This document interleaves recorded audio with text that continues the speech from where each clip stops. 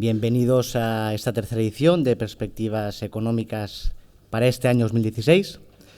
Desde ISEFI volvemos otra vez a impulsar esta iniciativa con el objetivo de acercaros, de mano de los expertos, pues todas las novedades de los mercados. Bueno, se está diciendo que este inicio de año tan difícil nos sitúa en un escenario más o menos similar como el de 2008. A ver, yo estoy en desacuerdo con esta idea de que estamos en una situación similar a la de 2008. De hecho, uno de los inversores reconocidos que lo ha dicho, si no recuerdo mal, es el señor Soros. Sí. Y el señor Soros pues, es conocido por intentar pues, dar una serie de señales para luego él aprovecharlas para su cartera particular. Solo hace falta recordar cuando consiguió sacar de la banda de fluctuación a la libra esterlina. Eso por un lado. Y por otro lado, como decía también hoy Mario Draghi, yo creo, y lo decía también Draghi, que la mejora en los balances, la consolidación de la mayoría de bancos a nivel global, el core capital más reservas, es decir, todo, por ejemplo, en España, el proceso de reestructuración que hemos tenido, hace que la fuerza o la resistencia ante los embates de los mercados sean mucho mayores hoy que en 2008. ¿Cuáles serían los principales riesgos en el actual entorno de mercado? No sé. Pues yo diría que muchos, ¿no? O muchos que no controlamos, ¿no? Pero sí es verdad que creo que lo que se está poniendo en duda hoy en día es si en algún momento la economía mundial pudiera entrar en recesión, ¿no? Yo recuerdo hace unos años, cuando era el mundo desarrollado el que estaba pasándolo mal por esa crisis financiera, que hablábamos de si los emergentes podían tirar del carro del crecimiento mundial y poder desvincularse de esa falta de crecimiento del mundo desarrollado, ¿no? Y parece que ahora se ha dado vuelta un poquito a la tortilla, ¿no? Y es el mundo desarrollado el que tiene que tirar un poquito de ese crecimiento mundial en una situación en la que el mundo emergente pues está sufriendo, ¿no? A nosotros, fundamentalmente, nos preocupan dos variables. Una es la divisa china, ¿no? Y yuan. Necesitamos tener un poquito más de transparencia por parte del gobierno chino de qué quiere hacer con su divisa, porque una devaluación no controlada genera una espiral, sobre todo de devaluaciones de otras divisas, que podría encadenar una situación muy volátil, ¿no? Y sobre todo hay dos economías que se verían muy afectadas por una devaluación fuerte del yuan, que son Japón y Europa. Son dos economías que exportan mucho y que una pérdida de competitividad de ese tipo pues haría decrecer esas economías de manera considerable, hasta el punto de que incluso a nivel global podríamos entrar en recesión, esa recesión que todos no queremos, ¿no? Y luego la otra parte o la otra variable es el precio del petróleo, que todos estamos viendo, ¿no? Necesitamos ver cierta estabilidad en el precio del petróleo, que parece que está cayendo, ¿no? Como un cuchillo y que no deja de caer día tras día, ¿no? Y eso solo se va a establecer o se va a estabilizar cuando veamos que la demanda empieza a incrementar o que esa oferta empieza a disminuir, ¿no? Estos son un poco los dos peligros que vemos más de actualidad y más presentes, y luego nos preocupa a otros que no son tan evidentes, pero que en algún momento podían pues, dar lugar a pues, riesgos que pudiesen amenazar a los mercados, al crecimiento y demás, ¿no? Uno es el crecimiento americano, es decir, vamos a depender mucho sobre todo de lo que es el consumidor, es decir, como decía Pancho, pues que llegue, digamos, esa bajada de tipos al consumidor, que se vea beneficiado, eso lleva un tiempo y que consuma, porque todo lo que es la parte de inversión, por ejemplo, pues está paralizada, ¿no? Sobre todo el sector energético, se habla que hay 1,3 trillones de dólares que no son rentables con un petróleo a menos de $50, ¿no? Es un tema que está complicando, ¿no? Entonces, el crecimiento americano, que es algo con lo que contamos y que nuestro escenario base es que vaya bien, que va a haber crecimientos bajos por debajo de la media histórica, pero que, bueno, vamos a ir saliendo más lentos de lo que quisiéramos. Si de alguna forma se puede volver a mirar a los emergentes más o menos a corto o a medio plazo, dado que sí es verdad que un país, por ejemplo, como Brasil está en una situación complicada. Creemos que es pronto para entrar en emergentes. O sea, seguimos viendo que podemos tener todavía muchísima revisión a la baja de beneficios empresariales en el mundo emergente. Por supuesto, Hay economías que están mucho mejor posicionadas, como es el caso de India, por ejemplo, que nos gusta, pero sobre todo por toda la parte, o sea, a nivel político lo que se está haciendo, ¿no? Y las medidas que están implementando. Pero en general, hablar hoy de emergentes es hablar de economías que están sufriendo, que están en un momento de ralentización económica y cuyas divisas están sufriendo una volatilidad muy, muy alta. Y eso vamos a seguir viéndolo, ¿no?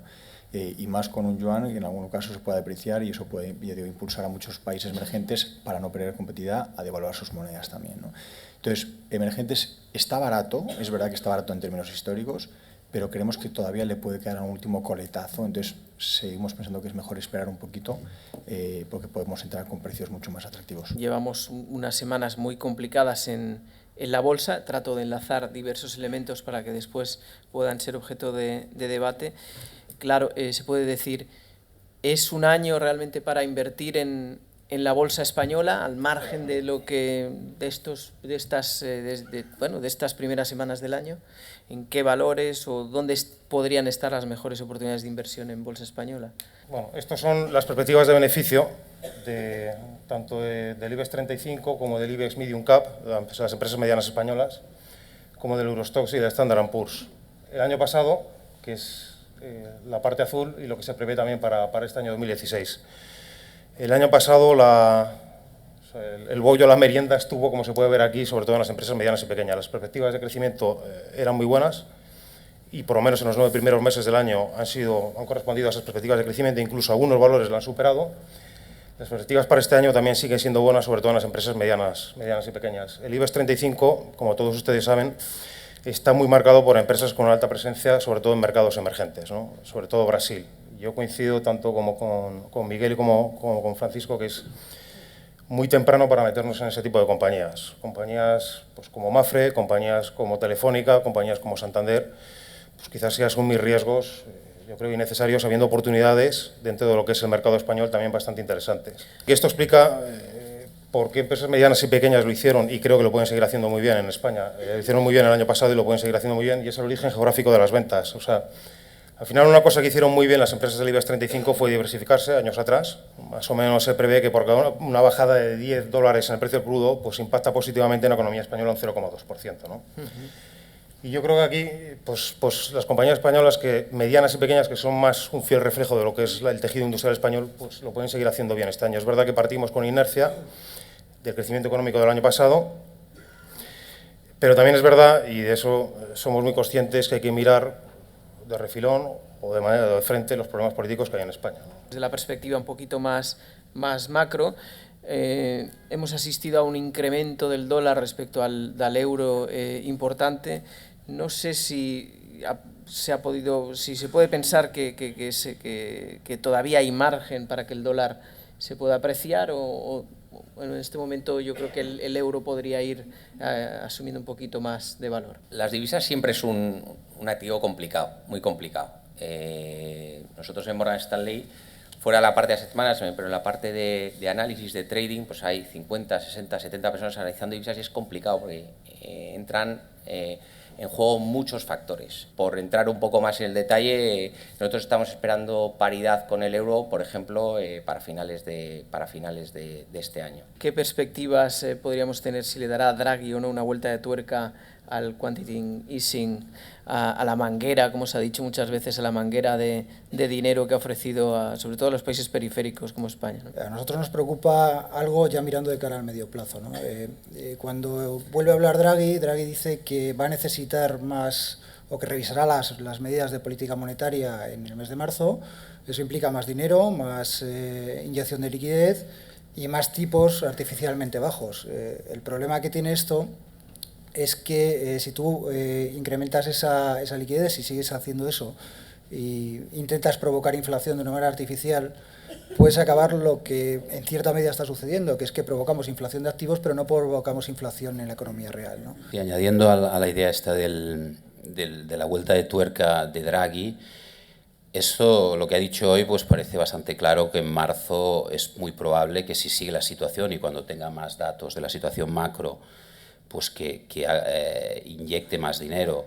El problema que veo en este escenario es que, igual que pasó en la última reunión del año pasado, creemos unas falsas expectativas de que realmente hoy el mercado ya hemos visto que ha ayudado mucho las palabras de Draghi, y que si en marzo, por lo que sea, porque ha mejorado algo los datos macro, no hace esta inyección adicional o otras medidas, porque tiene varias medidas de política monetaria, si finalmente eso no sucediera, que yo también estoy con la idea de que va a suceder, pues eso sería realmente un golpe importante para los mercados, porque los mercados ya lo están descontando. ¿En qué activos realmente se debería ser más cauto y dónde podría asumir el inversor algo más de riesgo en esta situación, contando esta perspectiva macro? Prudencia a la hora de mantener elevados niveles de liquidez, prudencia a la hora de tener duraciones cortas, es decir, que no nos vayamos muy a largo plazo en nuestras inversiones, por esto que digo, porque en cualquier momento podemos tener un repunte del precio del crudo, empezamos a hablar de expectativas de inflación, el consumo, como hablábamos antes, puede repuntar y volvemos a una situación parecida a la que vivimos en la primavera pasada, que de repente el boom alemán estaba al 0,07%, y en cuanto empezamos a hablar un poquito de inflación, nos fuimos del 0,07 al 1% en 3 meses. Eso generó pérdidas a todos los fondos de renta fija alrededor del mundo, ¿no? No podemos descartar a esta situación. Ahora tenemos el petróleo muy controlado, está muy bajo. Parece ser que nunca más vamos a volver a ver $40 por barril.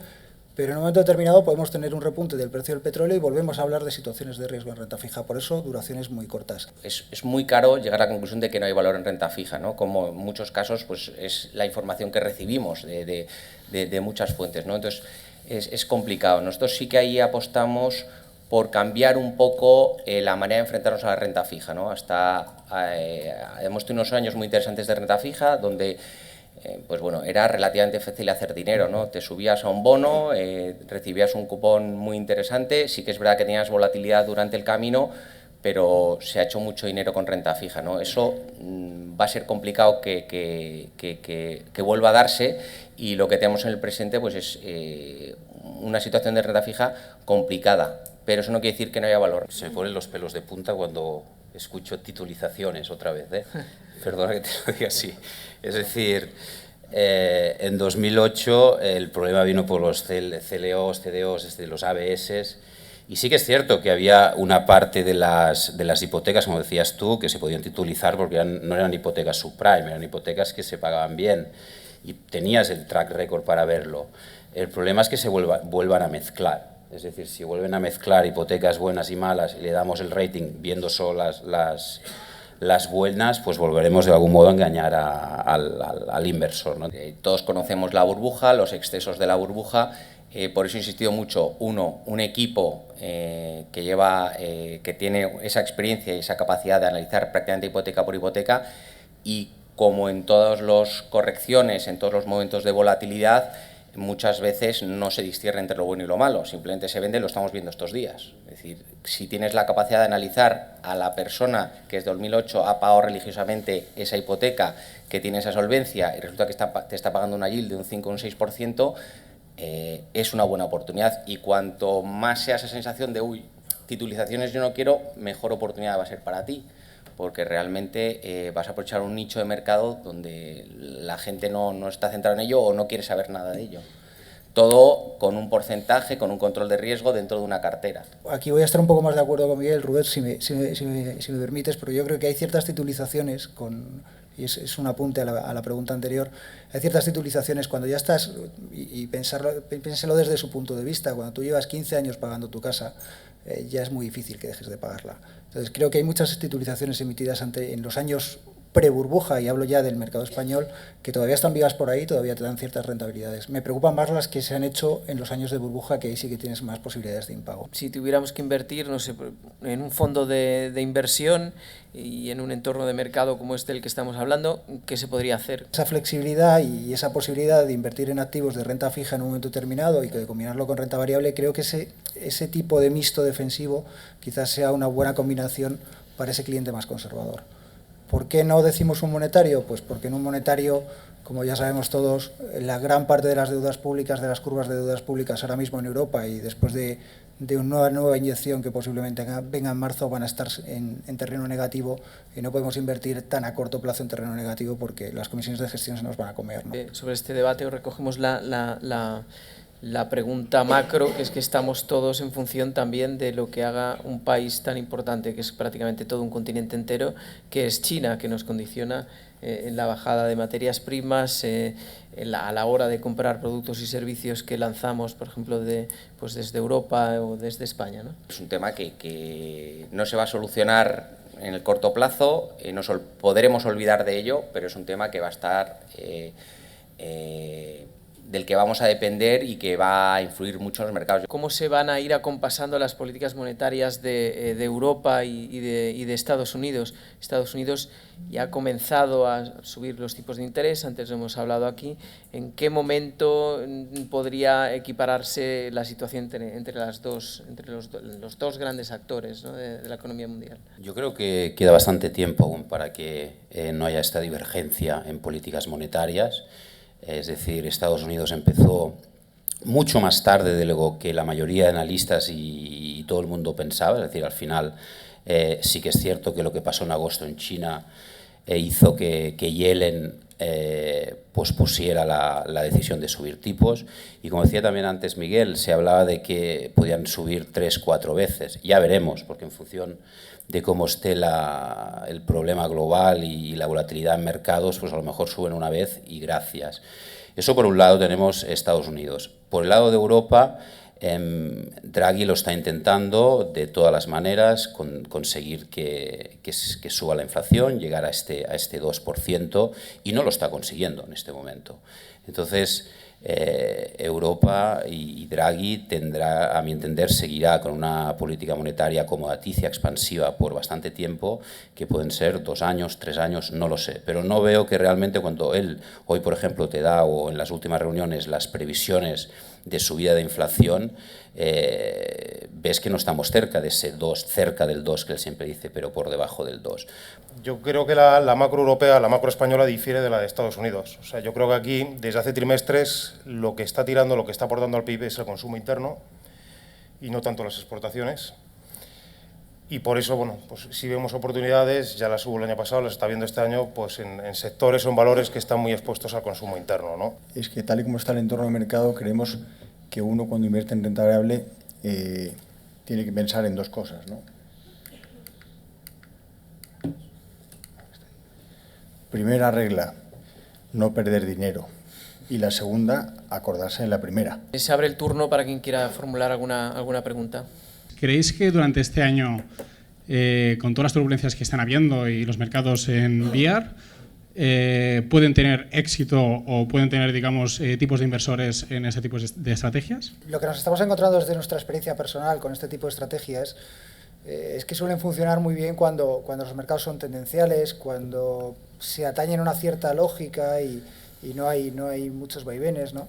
Nosotros, por algún cliente que tenemos que combina sus propias estrategias automatizadas con nuestros fondos, lo que hemos vivido es que, como estás en un mercado que, digamos, entre comillas, está artificialmente condicionado por los bancos centrales, y eso ha hecho que se correlacionen muchos activos que en teoría no deberían estar correlacionados, lo que le ha pasado a nuestros clientes y las experiencias personales que tenemos, que oye, que eso también depende de cada uno, el programa que utilice, pero lo que hemos experimentado es que han tenido años realmente malos los últimos años. ¿Por qué? Porque al final activos que en teoría no se deberían correlacionar, eso que comentábamos antes de la renta fija y la renta variable, que siempre o tradicionalmente cuando teníamos una que iba peor, otra te daba un poquito más y te daba un comportamiento más estable, lo que ha hecho esta intervención de los bancos centrales es un poco romper esa norma, y eso es lo que yo creo que puede perjudicar a las estrategias automatizadas, porque como ya sabes y habrás experimentado estos últimos meses, algo se sale de los parámetros que tú tienes y es cuando produce pérdidas, ¿no? Nosotros pensamos que este año 2016 va a ser algo parecido a 2015 en ese sentido. Yo quería ver si os podíais mojar un poquito en cuanto a la perspectiva de mantener liquidez, en qué momento puede ser un momento para entrar en fondos o en renta variable, porque no me ha acabado de quedar claro qué perspectiva veíais. Si queréis que es un buen momento para seguir manteniendo liquidez o entrar, o qué perspectiva veis en cuanto a este año.